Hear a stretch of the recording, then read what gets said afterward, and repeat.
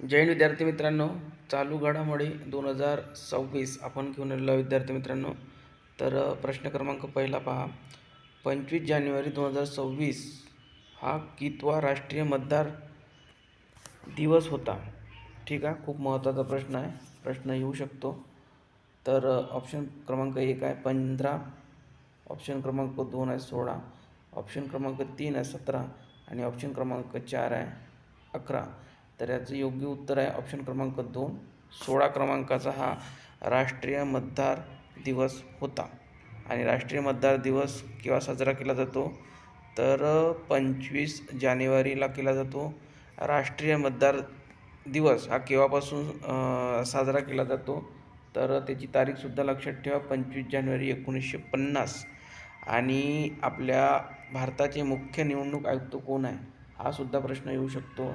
तर श्री ज्ञानेश कुमार याचं योग्य उत्तर आहे. लक्षात ठेवा, आपले मुख्य निवडणूक आयुक्त ते आहे. राष्ट्रीय मतदार दिवस मी आताच सांगितला 25 जानेवारी.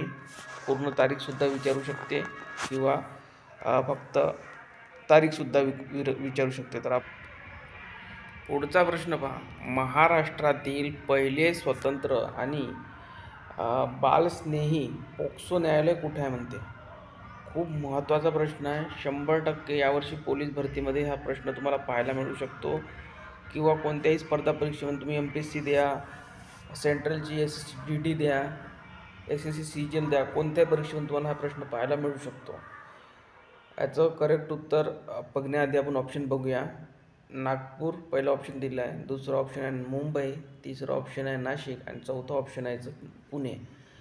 तर याचं जे करेक्ट उत्तर आहे ते आहे पुणे. आणि याआधीचा जो प्रश्न आहे विद्यार्थी मित्रांनो, आपण करेक्ट उत्तर सांगितलेलं नाही आहे, उत्तर सांगतो तुम्हाला. तर याचं करेक्ट उत्तर आहे 16वा. जो 25 जानेवारी 2026ला मतदार दिवस मनवला गेलेला आहे, साजरा करण्यात आला, तो 16व्या क्रमांकाचा, हे लक्षात ठेवा.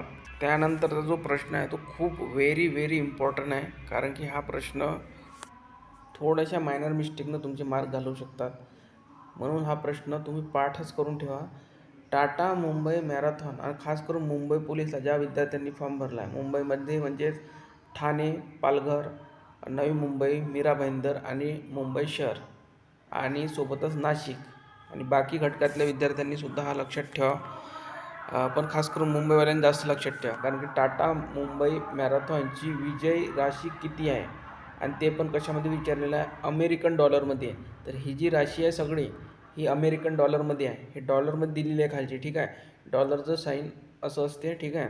तर पहिली जी राशी आहे ती आहे 38,95,24. क्लोज ऑप्शन दिलेले आहे. त्यानंतर 28,95,24, त्यानंतर 48,95,24 आणि 28,95,24, ठीक आहे.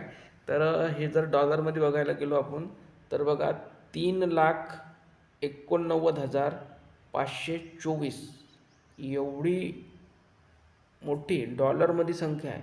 जर आपण हिला 88 गुणिला किंवा आजचा जो रेट आहे डॉलरचा, याला जर गुणिला केलं तर भरपूर मोठी अशी राशी ही मुंबई मॅरेथॉनसाठी विजय राशी ठेवण्यात आलेली होती, ठीक आहे. तर खूप महत्त्वाचा प्रश्न आहे. तर याचा जो करेक्ट आन्सर आहे ते आहे ऑप्शन क्रमांक 1, 3,89,528 काय तर डॉलर, ठीक आहे.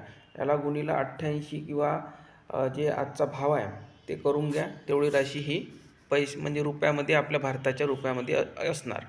पुढचा जो प्रश्न आहे तो बघा.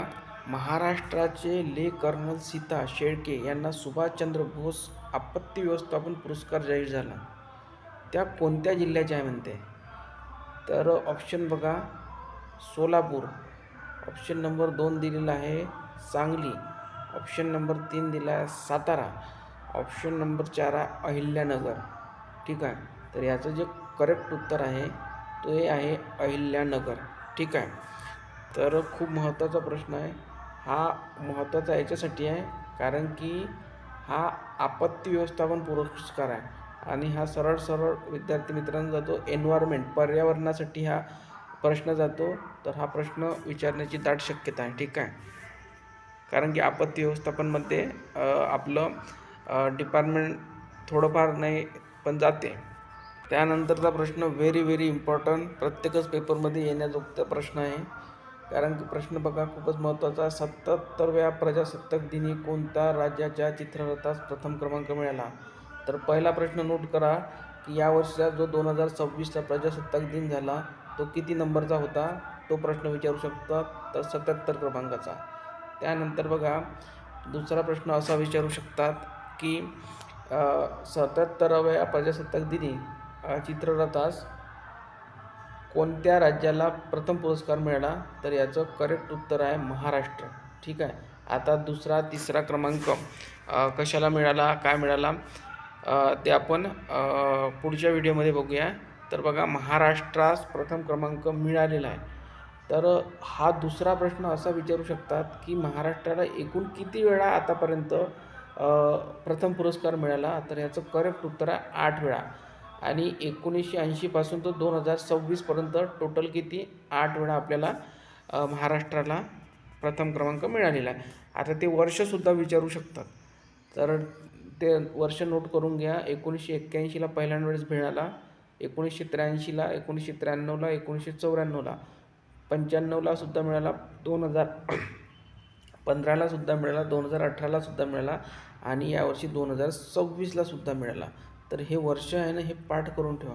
हे खूप विद्यार्थ्यांना पाठ नसतील आणि तुम्हाला जर पाठ असेल तर तुमचा 1 मार्क तुमचा वाढेल. पुढील प्रश्न पहा, यावर्षी महाराष्ट्रातील किती व्यक्तींना पद्म पुरस्कार मिळालेला आहे? व्हेरी इम्पॉर्टंट प्रश्न, 100% प्रश्न हा कोणत्याही परीक्षेमध्ये विचारू शकतो. तर याचं जे करेक्ट उत्तर आहे ते आहे 15 जणांना मिळाला आहे, 15 व्यक्तींना पद्म पुरस्कार मिळालेला आहे आपल्या महाराष्ट्रातील. नेक्स्ट प्रश्न पहा, 44वी ज्युनियर राष्ट्रीय खो खो अजिंक्य स्पर्धा कोठे आयोजित करण्यात आलेली आहे? तर याचं पहिलं जो ऑप्शन आहे ते बंगळुरू आहे, दुसरा आहे मुंबई, तिसरा आहे इंदोर आणि चौथा आहे दिल्ली. तर याचं जे करेक्ट उत्तर आहे ते आहे बंगळुरू. आणि 44वी ज्युनियर हॉकी अजिंक्य स्पर्धा आहे. तर पहिली गोष्ट म्हणजे पहिला प्रश्न हाच बनतो की ज्युनियर हॉकी अजिंक्य स्पर्धा जी यावर्षी झालेली आहे ती कितव्या क्रमांकाची आहे? तर त्याचा नंबर खूप महत्त्वाचा आहे, 44वा. ठीक आहे. कारण की परीक्षेमध्ये हेच विचारत असतात की विद्यार्थी काय अभ्यास करतात ना, आपण त्याच्या व्यतिरिक्त प्रश्न कसे विचारायचे. पुढचा प्रश्न पहा, झारखंड उच्च न्यायालयाचे नवीन न्यायाधीश महेश शरदचंद्र सोनक हे किती नंबरचे न्यायाधीश आहे? तर याचं जे करेक्ट उत्तर आहे ते आहे 18. आता बघा याच्यामध्ये 2 प्रश्न बनतात. तर पहिला प्रश्न म्हणजे की झारखंड उच्च न्यायालयाचे न्यायाधीश कोण? सरळ प्रश्न विचारू शकतात. तर याचं उत्तर आहे महेशचंद्र सोनक. आणि दुसरा जो प्रश्न आहे की हे कितव्या क्रमांकाचे आहे? तर 18 नंबरचे. तर कधी पण परीक्षेमध्ये नंबर आणि नाव आणि त्यांचं राज्य किंवा हे 3-4 प्रश्न प्रत्येक परीक्षेत बनत असतात. त्यानंतरचा लेटेस्ट प्रश्न म्हणजे महाराष्ट्र गृहसचिवपदी कोणाची नियुक्ती करण्यात आली आहे? तर याचं जे करेक्ट उत्तर आहे श्रीमती मनीषा म्हैसकर यांची नियुक्ती करण्यात आलेली आहे. ठीक आहे. तर या व्हिडिओमध्ये इथपर्यंतच. व्हिडिओ कसा वाटला नक्कीच कमेंट बॉक्समध्ये सांगा. ही सिरीज कंटिन्यू करायची आहे ते पण आपल्याला कमेंट बॉक्समध्ये सांगा. धन्यवाद.